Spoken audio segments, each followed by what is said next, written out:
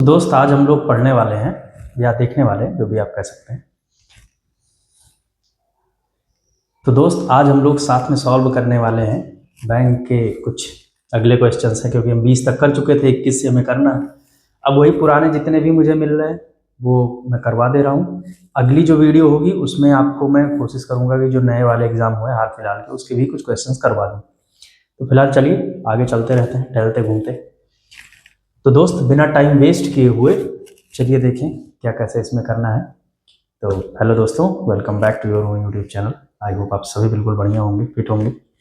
तो दोस्त देखो, यहाँ पर है द रेवेन्यू डेफिसिट वॉज लो, और एक चीज़ ध्यान रखिएगा, यहाँ पर इसमें एरर है या इसमें एरर है, ये बोल्ड किया गया है। अगर आपको लगता है इसमें एरर है जिसमें भी, उस पर आप कर देंगे। अगर आपको लगता है कि नहीं यार इसमें कोई एरर नहीं है, कोई दिक्कत नहीं है, तो दोस्त यहाँ आप नन ऑफ दीज कर सकते हैं, ठीक है। या स्टेट में आप देखिए सारे ऑप्शंस दिए गए हुए हैं।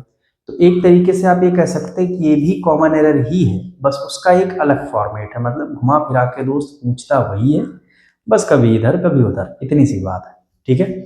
आइए देखते हैं। अब इसमें आप पॉज लीजिए और उसके बाद आप देखिए कि वॉज लो की जगह क्या कुछ हो सकता है। अगर हो सकता है तो, और नहीं हो सकता है तो फिर कोई दिक्कत ही नहीं। The revenue deficit was low in the revised estimates then the budget estimates. तो दोस्त अगर समझ पाए हो तो ठीक है, नहीं तो देखते हैं। आप अगर सेंटेंस ध्यान से पढ़ोगे ये वाला, the revenue deficit was low in the revised estimates then the budget estimates, आप एक चीज ये पाओगे कि यहाँ पर, एक मिनट भाई, थोड़ा कुछ रंग बिरंगा कर दिया जाए। कहाँ गया? आओ इनमें समझते हैं, इधर आ जाए। यहाँ पर अगर आप देखेंगे, यार ये बहुत समस्या है भैया, फिर नहीं हुआ होगा हमें पता है। हाँ, अगर आप यहाँ पर देखोगे दोस्त, तो आप ये पाओगे कि देन लिखा हुआ है, और जो देन का यूज़ हम करते हैं वो हम करते हैं कंपैरेटिव डिग्री में। इतना तो आप क्लियर हो ना। इसी वजह से एकदम आराम से हम लोग समझते हुए चलेंगे, धीरे धीरे, कोई जल्दी नहीं है। 5 क्वेश्चन 10 क्वेश्चन जो भी हमें समझना है, जब हम वो करने के बाद आगे बढ़ें तो कम से कम उसमें जो रूल अप्लाई हुआ है उसमें हमें कन्फ्यूज़न ना बचे। तो देखो दोस्त, जब आप देन की बात करते हो तो देन का मतलब ये है कि कंपैरेटिव डिग्री यहाँ है, और जैसे ही कंपैरेटिव डिग्री की आप बात करते हो, कंपैरिजन की बात करते हो, तो वहां पर या तो दोस्त आप मोर लेके चलते हो, और या फिर लास्ट में ई आर, दोनों में से कोई एक चीज लेके चलते हो।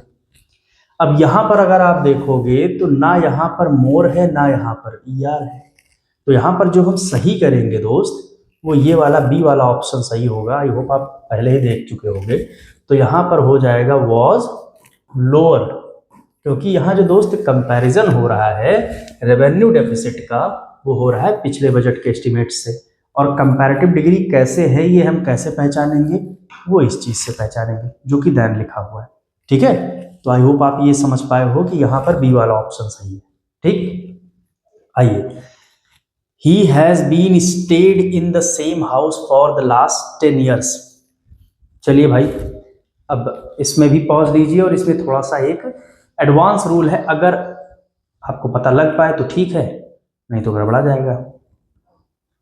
चलिए, अब मैं आपको यकीन मानिए, जो हम लोग आधा अधूरा अगर पढ़े हैं या फिर हमने ग्रामर के कॉन्सेप्ट पे थोड़ा सा कम फोकस किया है, अगर आप उस लिहाज से देखेंगे तो आपको ये चीज़ खटकेगी बहुत। क्यों? क्योंकि कुछ लोग हैं हमारे दोस्त, वो तुरंत, वो गलत भी नहीं है अपनी जगह। यहाँ पर फॉर देखेंगे, ठीक है। अब ये टेंस से है, ध्यान रखिएगा। जब हम टेंस की बात करते हैं दोस्त, तो जनरली हम लोग क्वेश्चन को बहुत हल्के में ले लेते हैं, लेकिन देखिए कैसे। और ये चीज़ मैं आपको एग्जाम, मतलब जब एग्जाम वाले क्वेश्चन में जो रूल अप्लाई हुआ है आर्टिकल के बाद, या जब भी मैं टेंस आपको पढ़ाऊंगा तो वीडियो अपलोड करूंगा, पूरी डिटेल आप देखेंगे खुद कि कैसे काम करता है। तो यहाँ पर कह रहा है he has been stayed in the same house for the last 10 years। अब जैसे ही फॉर आया, आपने देखा सिंस और फॉर, इसकी बात होती है। उसके बाद यहाँ हैज़ बीन है, तो जो सही वाला ऑप्शन होना चाहिए, क्योंकि आपको ये चीज़ पता है, हम लोग ये चीज़ पढ़ भी चुके हैं कि दोस्त हैज़ बीन या फिर है बीन, इनके साथ हम वर्ब की कौन सी फॉर्म लगाते हैं? आईएनजी फॉर्म लगाते हैं। क्लियर है ना भाई? तो आप एक चीज ये पाओगे कि यहां पर आपको हैज बीन तो मिल गया क्योंकि ये सब्जेक्ट सिंगुलर है, लेकिन दोस्त यहां पर आपको स्टे का स्टेइंग नहीं मिल रहा है, ये स्टेड हो गया। अब कुछ लोग ये सोचेंगे कि वर्ब की आईएनजी फॉर्म आती है, इसको लगा दें। अब इसको आप क्यों नहीं लगाएंगे? जैसे ही आप इसको दोस्त लगाते हैं, यहां पर फॉर के साथ हम हैज बीन, हैव बीन का यूज करते हैं, वॉज का नहीं करते हैं। हैड बीन स्टेड आप कर नहीं सकते क्योंकि ये प्रेजेंट का पूरा सेंस पास्ट में चला जाएगा। तो यहां पर जो आप कह सकते हो कि सही वाला है वो 5 वाला है कि यहां पर कोई भी एरर नहीं है। अब कुछ लोग का दिमाग खटकेगा तुरंत कि यार ऐसे कैसे एरर नहीं है, यहाँ तो आईएनजी फॉर्म होना चाहिए। चलिए हम आपको इसकी एक थोड़ा सा इसका एडवांस रूल बता देते हैं। जैसे देखिए सिंस और फॉर का यूज हम परफेक्ट और परफेक्ट कंटिन्यूअस दोनों के साथ करते हैं, पहली चीज तो ठीक। ऐसा इस वजह से है दोस्त क्योंकि कई बार ऐसे होता है, और एक चीज और है, आपको इन्हीं ऑप्शंस में से चूज करना है। देखिए कुछ ऐसे वर्ब्स होते हैं या कुछ ऐसे वर्ड्स होते हैं जो एब्स्ट्रैक्ट नाउन की तरह भी काम करते हैं, और एब्स्ट्रैक्ट नाउन का आईएनजी फॉर्म नहीं बनता है। ये चीज ध्यान समझिएगा। जैसे मैं आपसे कहूं कि मैं आपको 4 सालों से जान रहा हूं, तो मैं आपसे ये नहीं कह सकता हूं कि I have been knowing you for the last 4 years. ऐसा क्यों? क्योंकि नो का नोइंग नहीं होता है दोस्त। आप स्पीकिंग इंग्लिश में कुछ भी सत्यानाश करो, कोई फर्क नहीं पड़ता, लेकिन यहां पर तो कम से कम नहीं होगा। समझ रहे हो? वो चीज मैं आपको बताऊंगा जब डिटेल में आपको पढ़ाऊंगा तब। फिलहाल यहाँ पर कोई एरर नहीं है, कोई करेक्शन नहीं है। ठीक, आगे चलिए नेक्स्ट वाले चलते हैं। हाँ, यहाँ पर देखिए one of the major motives of laying any tax is to increase government revenue. अब देखो दोस्त, one of the major motives of laying, हाँ आप इसमें देख लीजिए आपको कहाँ एरर लगता है। अगर लगता है तो देखो भाई यहां पर जो एरर है वो एक्चुअल में एरर है नहीं। थोड़ा सा और जूम कर दूं अगर आप लोगों को थोड़ा देखने में दिक्कत हो रही हो तो, बाई चांस से होनी तो नहीं चाहिए। देखिए यहां पर एरर नहीं है। कुछ लोगों के दिमाग में आएगा कैसे एरर नहीं है, क्योंकि दोस्त देखो पहली चीज तो ये है कि हमें इसी में एरर ढूंढना है। ठीक, अब एरर क्यों नहीं है उसका मैं आपको एक कारण बता देता हूं। देखिए एक रूल है और बहुत इंपॉर्टेंट रूल एग्जाम में पूछा जाता है कि वन ऑफ द के बाद, वन ऑफ द के बाद प्लूरल नाउन का यूज होता है। ध्यान रखिएगा, वन ऑफ द के बाद किसका यूज होता है? प्लूरल नाउन का। जैसे वन ऑफ द स्टूडेंट्स। और हाँ एक चीज और, प्लूरल नाउन और सिंगुलर वर्ब का यूज होता है। वन ऑफ द के बाद प्लूरल नाउन और सिंगुलर वर्ब का यूज होता है। तो जैसे हम कहेंगे वन ऑफ द स्टूडेंट्स, अगर यहाँ पर आर लिखा है तो वो आर की जगह होगा क्या? इज होगा। उसका रीजन क्या है जरा सा ये समझ लीजिए। जब हम वन ऑफ द की बात करते हैं दोस्त, तो वन ऑफ द का मतलब होता है कई में से, कई में से कोई एक, कई में से कोई एक। ठीक है भाई।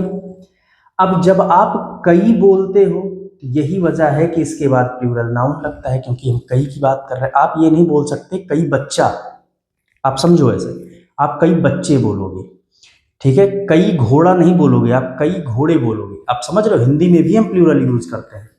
और सिंगुलर वर्ब का क्यों यूज करते हैं? क्योंकि इसमें क्या कह रहा है कि कई में से कोई एक है, तो कई सारे, लेकिन हमारा फोकस किसी एक पे है, इसी वजह से वर्ब हम सिंगुलर केस की यूज करते हैं। मतलब नाउन या जो भी उसका सब्जेक्ट है वो तो प्लूरल केस का हो जाता है। लेकिन दोस्त जो हमारी वर्ब आती है वो सिंगुलर केस की आती है। तो आई होप आप ये समझ पाए हो, बहुत इंपॉर्टेंट रूल है। और भाई हम पेपर देते थे तब भी ये मिलता था, आप भी दे रहे हैं तब भी ये मिलेगा हमेशा। ये सब कुछ ऐसे लोग हैं जो एवरग्रीन है, हमेशा टहलते घूमते रहते हैं। तो देखिए यहाँ पर देखिए वन ऑफ द है, वन ऑफ द के बाद प्लूरल नाउन, मेजर मोटिव्स, देखिए प्लूरल नाउन। अब गलत कहां हो सकता था, अगर यहां पर एस ना लगाता तो। और दोस्त वर्ब सिंगुलर आती है, देख लीजिए ये आर नहीं होगा इज होगा, तो मतलब रूल बराबर अप्लाई होगा। तो यहाँ पर इसी वजह से नन ऑफ दीज है। ठीक, अगला चलते हैं भैया, चलो टहलते घूमते दोस्त ऊपर 24। हाँ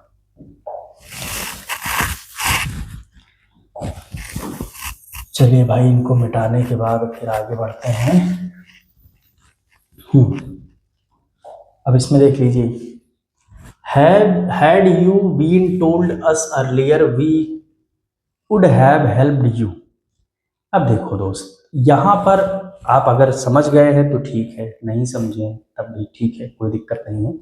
यहाँ पर जो सही वाला ऑप्शन होगा वो थर्ड होगा, आइदर ए और बी, या तो ए या तो बी। अब ऐसा होगा क्यों, जरा सा वो मैं आपको बताता हूँ।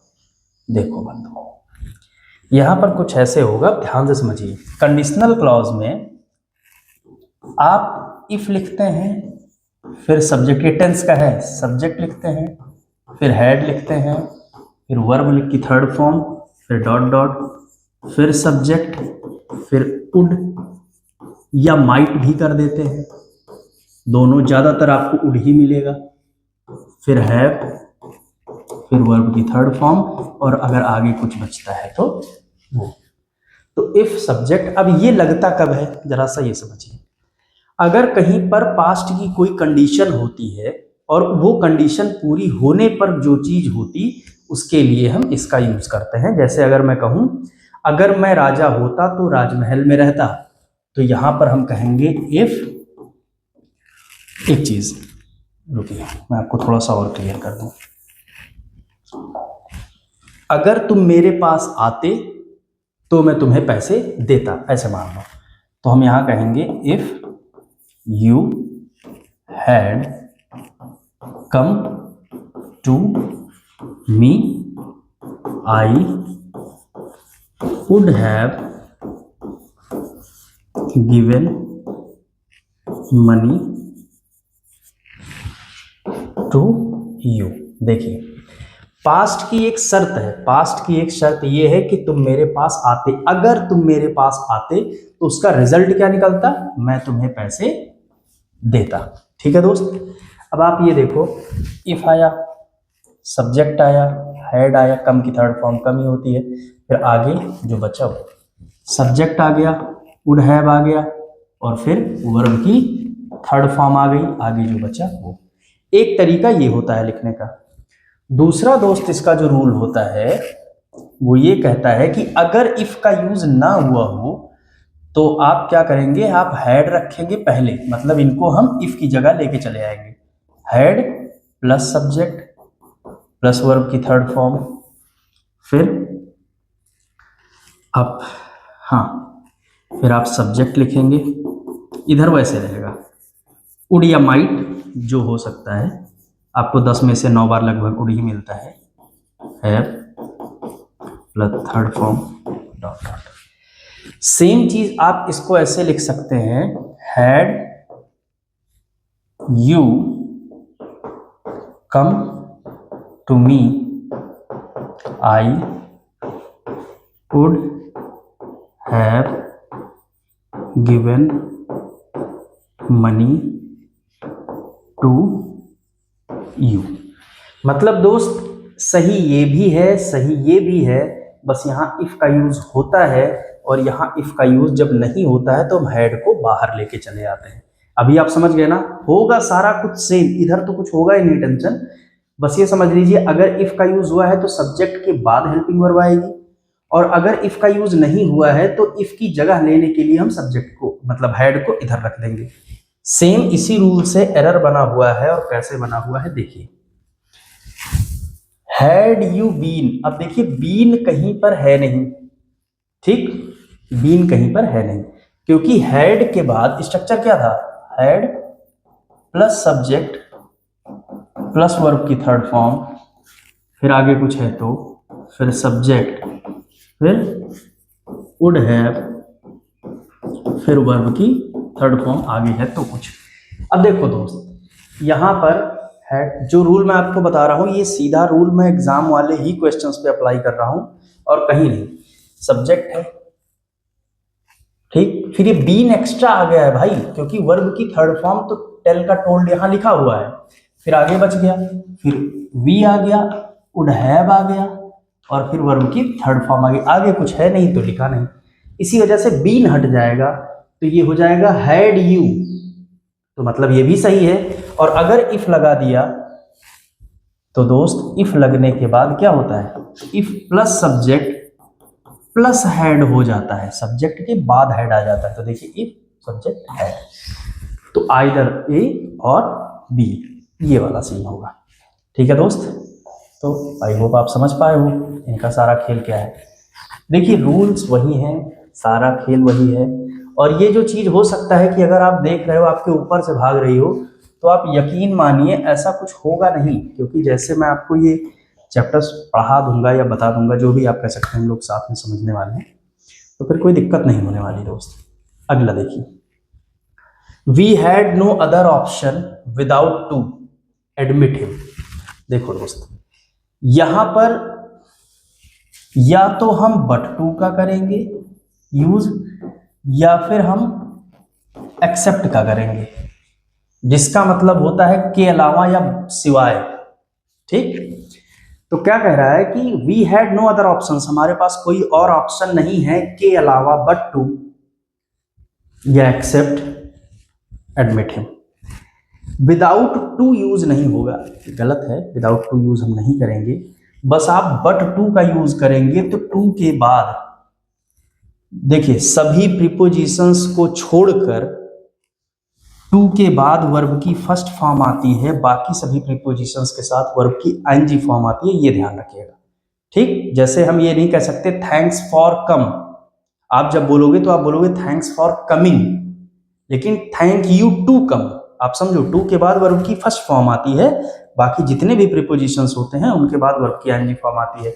तो अगर आप बट टू लगाओगे तब तो ये एडमिट हिम ही रहेगा, कोई दिक्कत नहीं है, लेकिन अगर आप यहाँ पर एक्सेप्ट लगा दोगे तब यहाँ पर एडमिट का एडमिटिंग हो जाएगा, समझ रहे हो दोस्त। यहाँ पर ओनली ए क्यों सही होगा, क्योंकि देखिए बोल्ड केवल इतना ही है, इसी में हमें फेरबदल करना है। अगर हम एक्सेप्ट लगा देंगे तो यहाँ तो हम फेरबदल करेंगे ही करेंगे, यहाँ भी हमें एडमिटिंग करना होगा, और इधर हम जा नहीं सकते हैं क्योंकि हमें सारी कलाकारी यही करनी है। तो विदाउट को हटाकर जब आप बट लगा देंगे तो टू के बाद वर्ब की फर्स्ट फॉर्म आती है, जो कि ऑलरेडी यहाँ लिखी हुई है। ठीक है दोस्त, तो आई होप भाई मैं आपको समझा पाया हूँ थोड़ा बहुत, बताइएगा कुछ कमी रह जाएगी, और मिलते हैं आपसे नेक्स्ट वीडियो में, ख्याल रखिए, थैंक यू।